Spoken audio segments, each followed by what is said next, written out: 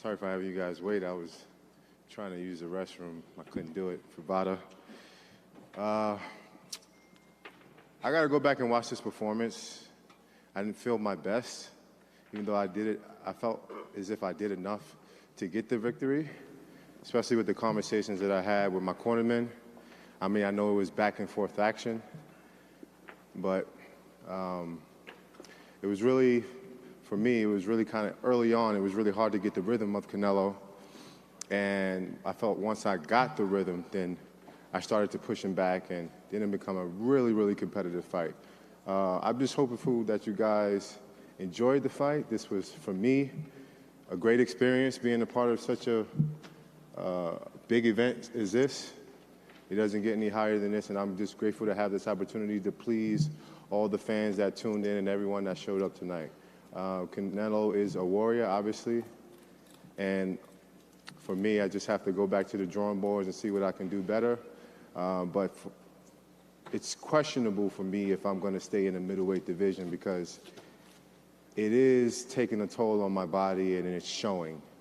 I might have outgrown the middleweight division and I might take my talents to super middleweight. We'll see. Talk to my team. But for the most part, I thought I did enough to win. And once I go back to see this fight on the replay, I'll be able to give a better assessment. But I just thank everybody for being super supportive and all the media for hyping the fight up. This was definitely, hopefully it lived up to the hype. But I sure enough gave everything that I thought I could. Man, it was a great experience. I just love to go in there and give a great showing of boxing. And I had a perfect opponent, a perfect contender to go inside there and battle with me to give you guys a great show. So thank you guys very much. This will not be the end of me. I'm sure you guys see me soon. Thank you. Hey, Mr. Jacobs, Cameron Buford here, LA News Observer. I got a question. You kind of touched on it about the weight there. I was going to ask you, how did that play into the fight? And on top of that, how did the weight clause situation play into the fight? Did that play with your mind at all? No, in your preparation? The weight clause didn't play into my mind at all. I knew it was a sacrifice that I had to take because the 10-day weigh-in for me was just a lot. And just me rehydrating with water, I shot up to 170. That was just water alone. So I know that my body definitely needed to rehydrate. And I definitely needed to put a little bit more in my system. So that was a sacrifice that I took. Me and my team came up with the plan that that would be the best decision for me to go in there and give my all and not be more depleted than what we already was.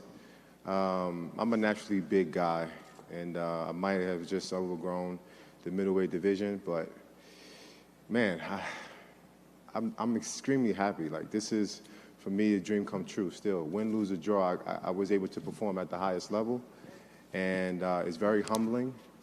The opportunities that I've had that I obviously didn't present itself due to my past. And now that I have all these tremendous people, hopefully I gain a couple fans as well, but now that I have all these tremendous people backing me, I mean, I still think that I have a career that should be thriving after this because super middleweight division is still jam-packed, and we'll see what happens. Danny, here in front to your left. Two questions for you. Was there anything in the first 4 or 5 rounds where you lost those rounds that Canelo was doing that was causing you trouble? And then secondly, when you hit him with the left hook in the 9th round, were you surprised that he was able to take it as well as he did and get himself out of danger so quickly?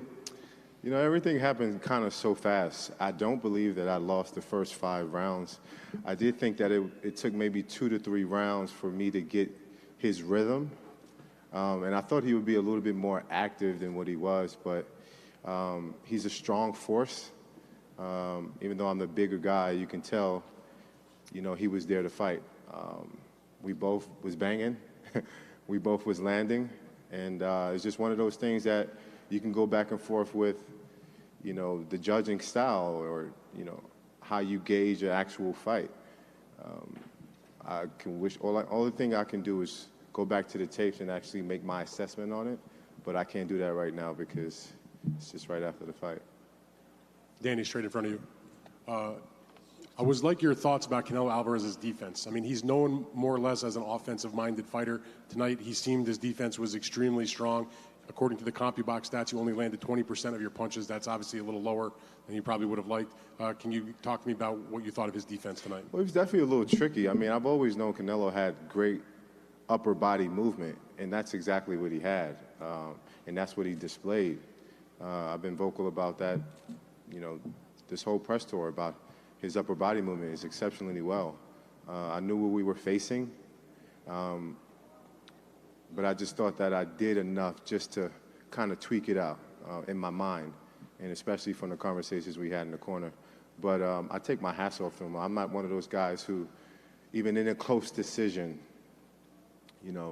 I still tip my hat off to the man facing the ring, facing me across the ring, because it takes a true champion to get inside the ring with anybody at this level. Jacob, do you think was necessary or help you the change of guards that you did? Or you think it was a mistake? Because we see when you did that, Canelo was hitting you better. And the second question is, do you surprise that Canelo take your best shot? All right, let me get to your first question first. I wasn't surprised that he was able to take some pretty good shots. And I don't know, like I said, I don't really remember the fight to be able to answer your first question, but I do think that I was very effective in my southpaw stance.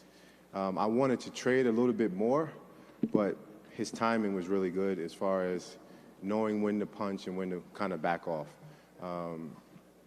So for me, it's just really about going back to the drawing boards and seeing what I can do better. Well, guys, thank you. Thank you.